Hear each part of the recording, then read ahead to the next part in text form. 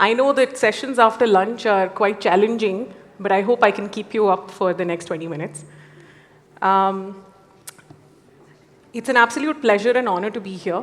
And I have to start by saying it's really heartwarming to see so many women in this room who are leaders, change makers, and innovators, a sight that you rarely get to see. I want to say that you guys are not just path breakers for your own self, but also for the next generation of girls and boys. And you're sort of enabling them to dream higher, dream bigger, achieve higher, and advocate for themselves. So, when I was asked to speak at this conference, I was thinking about tech and AI, but one topic specifically stood out for me, which was boundaries and the art of negotiation. And I think this was a very critical topic, which I thought that I'd speak about today, because it's absolutely necessary in the world that we're living today, especially for women. I have to give you a disclaimer that I'm not an expert on this because I come from a tech background. But having 16 years of experience, being the only woman often in boardrooms, in conference rooms, having gone through the struggles of negotiating for myself, and even at times having to hustle harder to really for my colleagues to take me seriously, I can give you some personal examples of how I've set boundaries, and maybe you can take away something from that. Now, just to set the stage, so India's at a pivotal moment now. By 2030, almost 70% of our population is going to be employable or of employable age. And we're also one of the largest producers of women STEM graduates, right? Almost 47%. Now, we'll also be contributing nearly a quarter to the incremental global workforce. So that's a really large number. So the question is, how do we leverage this demographic divide and turn it into real economic impact? And the answer is by adding more women to the workforce and keeping them there. And how do we do that? We do that by enabling women to advocate for themselves, allowing them to set boundaries, allowing them to break into spaces, into leadership roles, and allowing them to also advocate for fair pay and policies that can enable the longevity of their careers. Now, this isn't about equity anymore, and this isn't a social cause anymore, right? This is about real economic impact, and the future of our country and our economy depends on it. So that's how critical it is for women to be in the workforce. Now, women struggle to, there are women who are in the workforce. The attrition rate is really high. Women often, there are a large number of women who get into the workforce, and we're seeing that number go up, but there's an equally large number of women leaving that workforce, especially during the child-raising years, not really the childbirth years. And there's one thing that women struggle with, which is advocating for themselves, right? Women often struggle to say no. That's primarily because, either they're people-pleasing, they have fear of backlash. There is also often unrealistic expectations. If you say no, you could be somebody who's difficult, you could be labeled as somebody who's being aggressive. Then there is also things like catastrophizing, there's personalizing, there is overgeneralizing, which add to the mix of the struggle. Now, there is no, saying no is not selfish at all. In fact, it is necessary, where, boundaries really need to be set because it helps you protect your energy, it helps you, protect your self-respect and your mental well-being. Now, before we get into the topic of boundary setting, I'd like to do a quick poll, to see what are the various reasons why some of us hold ourselves back. And can somebody play the Slido? Why don't we just poll the room? I'd like this to be an interactive session. Can some of you maybe stand up and say, what is it that holds you back, and what is it that prevents you from setting boundaries in the workplace? Anybody would want to say? Yeah, go ahead. Absolutely, yeah. Anybody else? Yes, please. Go ahead. I feel like I don't want to be labeled as difficult or someone who is not easy to work with. Right.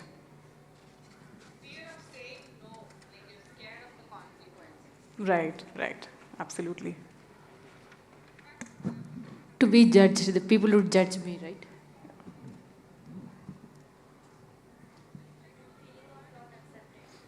Correct, feeling of not being accepted, being labeled difficult, missing out opportunities. Yes, ma'am. Growth will be stopped,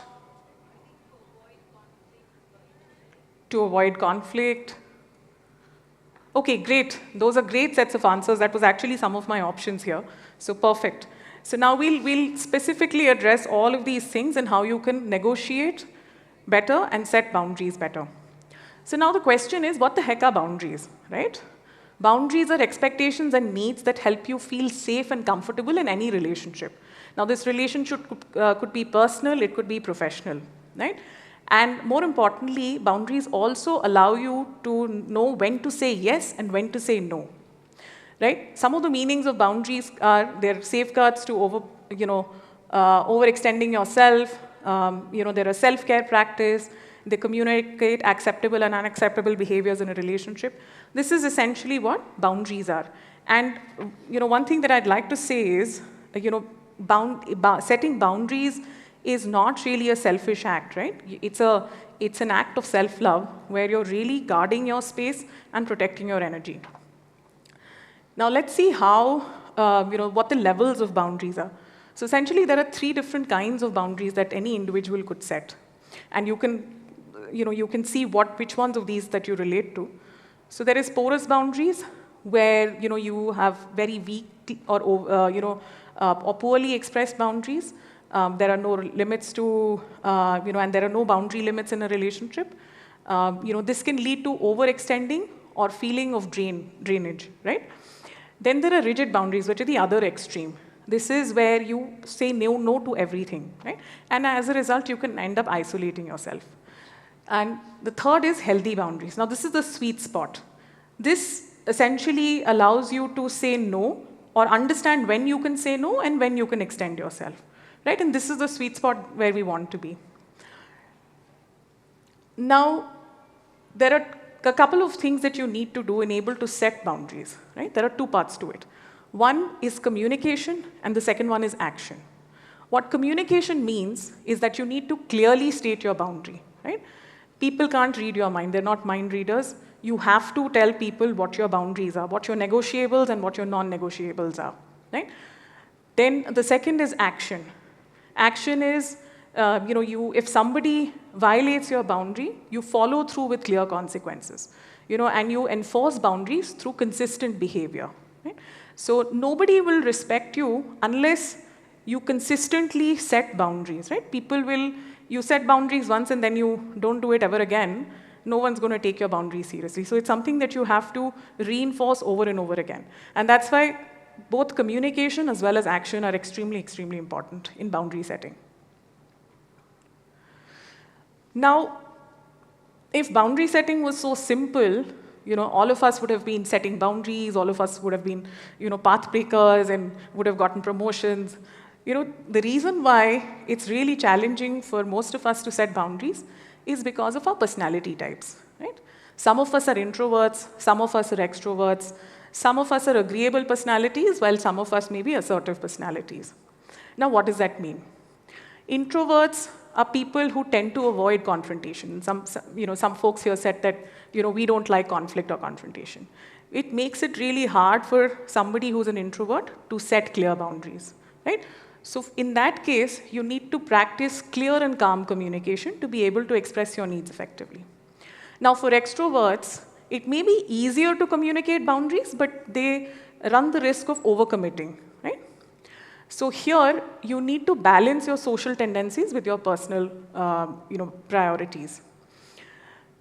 Agreeable personalities will struggle with guilt if they're trying to set boundaries or say no. So for them, they might be able to structure their script, or use some frameworks that will allow them to set boundaries in a situation where they need to.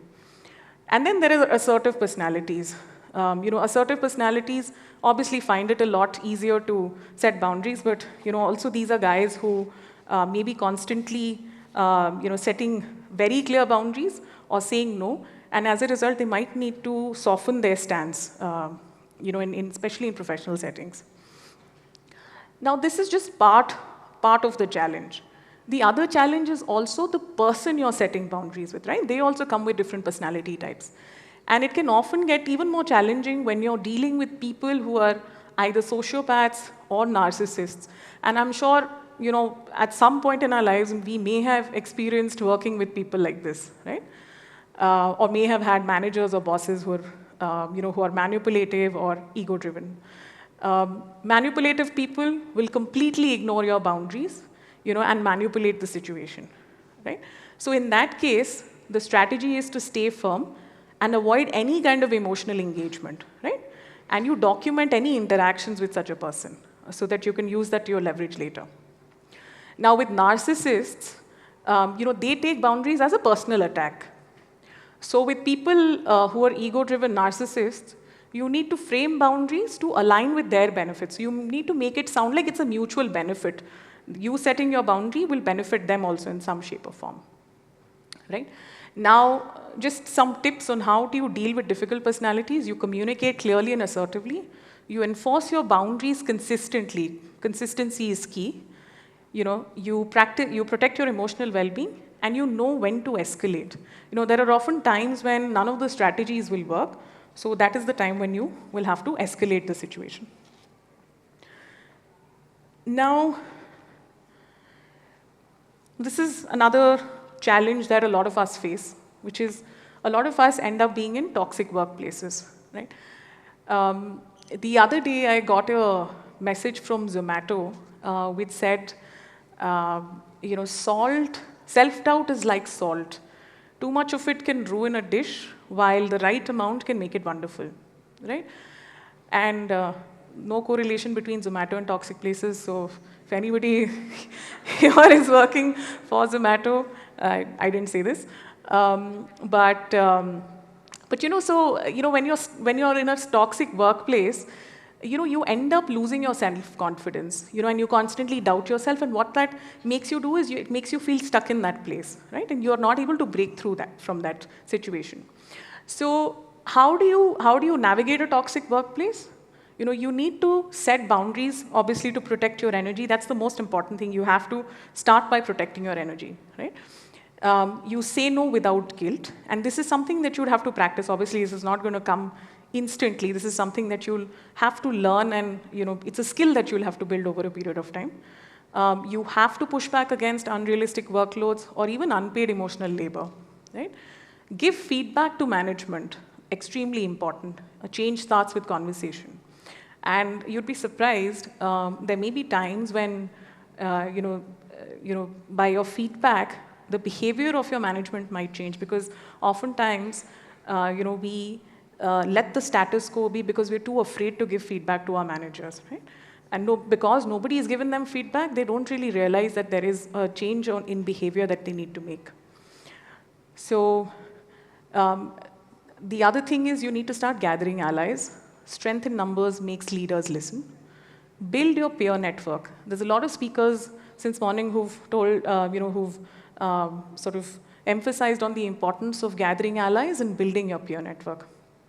Right? Find allies and mentors who can support you in tough situations. That's a very, very useful thing to do in a workplace. And then stay connected to peers across many companies. Right? Your network will become your safety net in the future. Now, documenting everything is also important. When you're in a tough situation or in a toxic environment, you may need to report it or escalate it. As a result, documenting all the events would be critical. And then you need to know your worth. You should know when you need to walk away. Now, how do you know your worth? Especially when you're stuck in a toxic environment where your self-confidence is really low, where you have low self-worth. One of the things that you can do, not as something that you hold your company at ransom, but you must interview from time to time for different job offers in companies. This will allow you to build your confidence and know that you are what you bring to the table is respected in the marketplace, right? And then advocate for promotions, advocate for raises. even for leadership roles. Don't wait to be offered those roles. You have to ask for them, because unless you ask, you won't be given anything.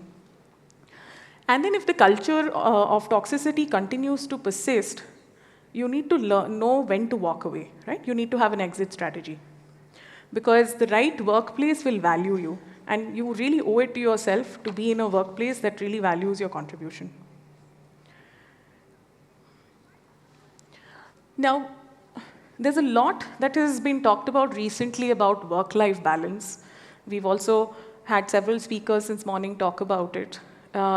This has been a hot topic recently, ever since S.N. Subramaniam, the chairman of L&T, spoke about the 90-hour work week, and then Narayan Murthy obviously chimed in, right? And then you have somebody like Anupam Mittal from Shadi.com who says that, if you don't hustle hard, then you run the risk of, not progressing in your career, right? So rationing work hours come at a cost. But what I can say with great conviction is, this whole work-life balance actually doesn't work, and it's a complete myth, right? There are times in your life when you'd want to focus more on your career, you might want to burn the midnight oil, you might want to spend extra hours, and then there are other times in your life when you want to prioritize your personal life, and even prioritize other, your growth opportunities, or, you might want to work on yourself, right? So it's never a 50-50 split.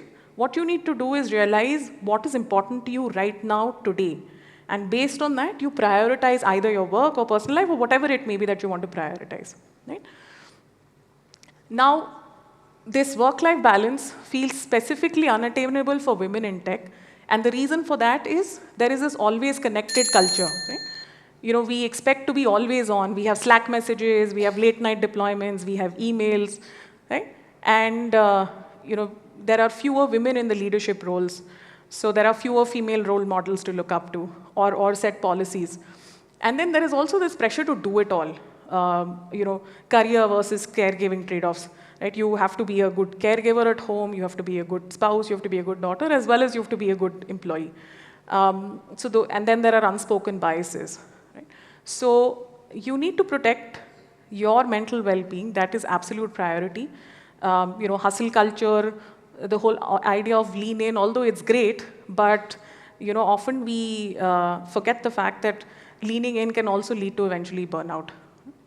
So make sure what, you sit down and understand what your priority is at this stage in life, and then based on that, you decide what is it that you need to give more time to, whether it's your work or whether it's your personal life. Now, just to recap, for boundary setting, there are 3 important things: clear, concise, and consistent. Make sure that you're very clearly stating or articulating your boundaries. When you set your boundaries, always check, was my boundary clear? Were they paying attention? Or did I state what I needed to? Second is be concise. You don't have to over-explain yourself, because that defeats the purpose. Third is be consistent. Did I follow through my boundary? And how am I uploading my boundaries? Because consistency will teach other people that to respect your boundaries, right? So consistency is a very important aspect. Now, there's an exercise. Whenever you find time, do reflect on this. On what ways have you experienced pushback from people when you were setting boundaries? Or what affirmations can you use to increase your confidence in setting boundaries? For example, I'm worthy of boundaries, right? You can keep repeating to yourself, take a deep breath. These affirmations really, really help, and I've used them several times on several occasions. Now, let's move on to the art of negotiation. I know my time is running out, but I do want to quickly give you a few frameworks that you can use to negotiate at workplaces. So this is the How to Win in Any Situation framework. There are 4 steps. One is prepare and research, frame the ask strategically, use the BATNA strategy, which is the best alternative to a negotiated agreement. And then step 4 is stay silent and let them respond. Here, know your worth. Know what your leverage is. Go prepared to any negotiating meeting. Right? Then frame the ask strategically. Instead of saying, I need a raise, you could strategically say, hey, I would like you to evaluate my compensation based on the contribution I bring to the table. Right? That would make it feel like it's a mutual benefit. Third is, never walk away from a negotiation empty-handed. Always have a backup strategy. If the answer is no, you can negotiate for flexible work hours. It could be a bonus. It could be ESOPs, right? So never walk away empty-handed. And the fourth one is, once you've made your ask, just stay silent, right? And let them respond. Oftentimes when you hold your ground and when you're silent, people get uncomfortable and they want to fill that silence. So they'll probably soften their stance. And for all you know, you might walk away with the best negotiated deal ever. Another quick one, listen. This is the power of mirroring. Power of mirroring is simple, yet really, really powerful. What it means is you repeat the last 3 or 4 words of the person that you're negotiating with, right? What they just said, repeat the last 3 or 4 words.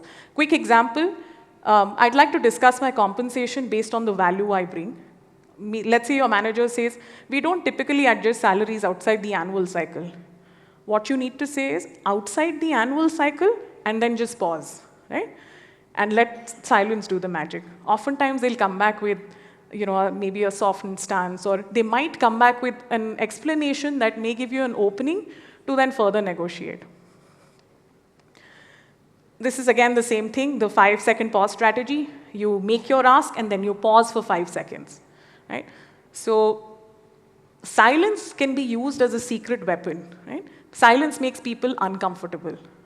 Oftentimes people want to say something to fill the silence. So when you're negotiating, always, before you jump to, want to push back on anything that the negotiator responds with, just stay silent and let silence do its magic. Try this the next time you're negotiating for, either a raise or, scope approval for a project. See how this works for you. Labeling, finally labeling. This is a very, very important one, and this is something that I've used very frequently, unknowingly, in my conversations, especially with stakeholders or the management. And I can tell you and I can vouch for you, this works beautifully, right? So labeling is the art of identifying an emotion in a negotiation and verbalizing it, right? So what it does is it diffuses the tension, it validates the concern of the person that you're talking to, and then it makes the people feel heard and understood. And oftentimes leadership is looking, for opportunities where they can be heard and they can feel understood, because they're constantly hustling. There are PLL responsibilities, there's fundraising responsibilities, there's all kinds of things that are happening. So one example, quick example could be, I'd love to take on a leadership role in this project. Your manager says, we're still deciding, how to allocate responsibilities. Then you say, it sounds like you're concerned about balancing the workload fairly. And then you pause and let them explain their stance. Now, I'm sorry, I'm running out of time. I'll just need 30 seconds to wrap up. I want to end the talk with, how AI can be brought into the mix. So there are 5 buckets to AI. There is, and how humans can work with AI together. Bucket 1 is human in control, where human decides, AI assists. Then there is human in the loop, human and AI collaborate, AI augments. Human in the last mile, well, AI recommends and human makes the last decision. AI as the operator, this is where AI starts getting more autonomy, where AI executes, but human monitors. Right? And finally, level 5 is where the AI is fully autonomous, right? Which is AI in control. AI acts absolutely autonomously, and human just governs. All right, that bell is a little annoying, so I will just step off the stage. You can, maybe I can give you the presentation for those who are interested. Thank you so much for listening to me and for your time today.